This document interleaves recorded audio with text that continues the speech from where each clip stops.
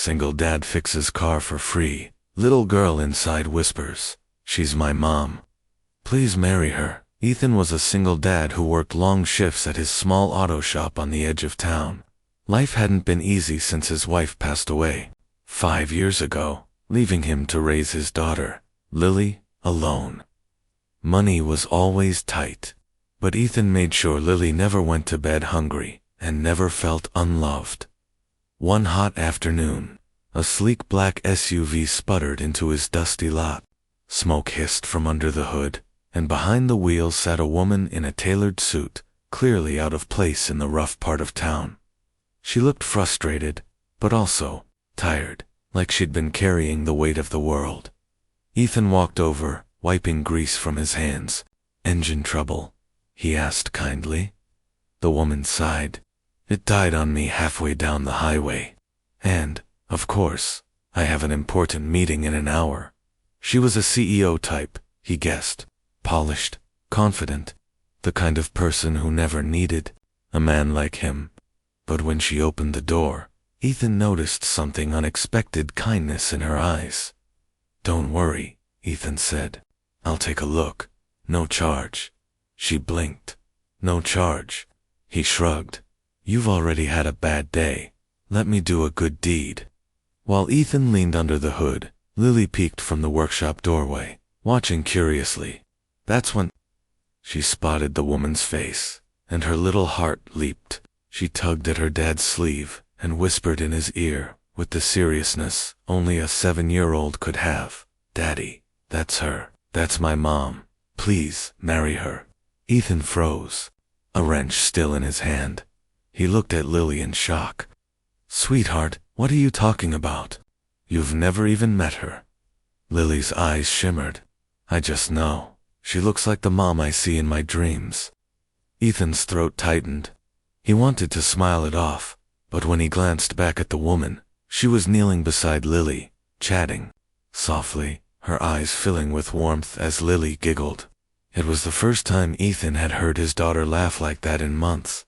An hour later, the car roared back to life. The woman stood there, stunned. "How much do I owe you?" Ethan shook his head. "Nothing. Just drive safe." But instead of leaving, she surprised him. She reached into her purse, pulled out a business card, and pressed it into his hand. Maybe dinner would be fair, as a thank you. Ethan's heart thudded. He looked at Lily, who was grinning ear to ear, as if her wish had just come true. For the first time in years, Ethan wondered if maybe, just maybe, his daughter's whispered prayer was more than just a child's fantasy. It could be destiny. Ethan Torres was no stranger to long days and sleepless nights. At 35, he'd learned the hard way that life doesn't always unfold the way you plan. Once, he had dreams of opening multiple repair shops, maybe even teaching others about the craft. But when his wife, Emily, passed away suddenly, he was left raising their daughter, Lily, all on his own. The shop became his whole world, not because it made him rich, far from it, but because it was the only way to keep food on the table and the lights on for Lily. It was a dusty Thursday afternoon when the sound of an engine sputtering and coughing drew his attention.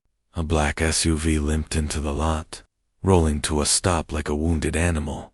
The driver's door swung open, and out stepped a woman who looked like she'd walked straight out of another world. Perfectly pressed navy suit, heels clicking against the cracked concrete, a phone still in her hand. She was stunning, yes, but there was something beneath the polished surface: stress, weariness. "Excuse me," she said, frustration clear in her voice. "My car just died, and of course it happens today, of all days."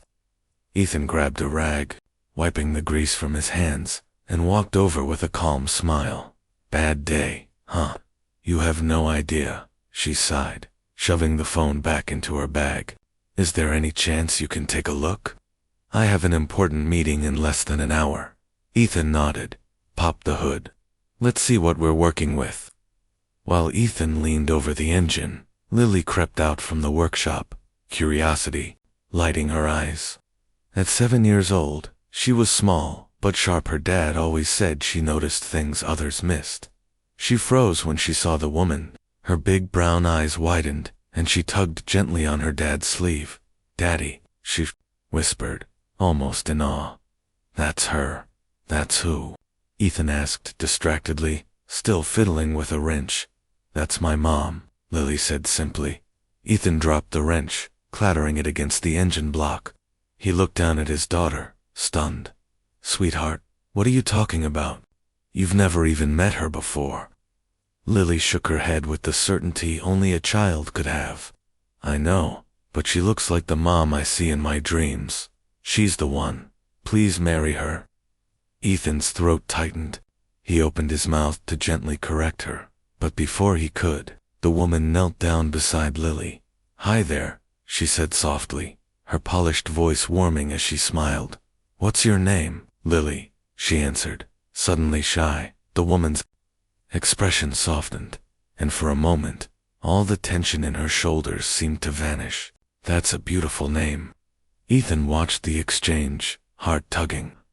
Lily hadn't connected with anyone like that in so long, not since Emily. An hour later, Ethan closed the hood, all set. "Just a busted alternator wire. I patched it up. It'll hold until you can get it replaced properly." The woman blinked, relief flooding her face. "How much do I owe you?" Ethan shook his head. "Don't worry about it. It was a quick fix." Her eyebrows arched. "No charge." "Really?" He shrugged. "You've already had a rough day. Let me give you one thing that goes right." For the first time since she arrived, the woman smiled. Really smiled. She reached into her purse, pulled out a sleek business card, and handed it to him.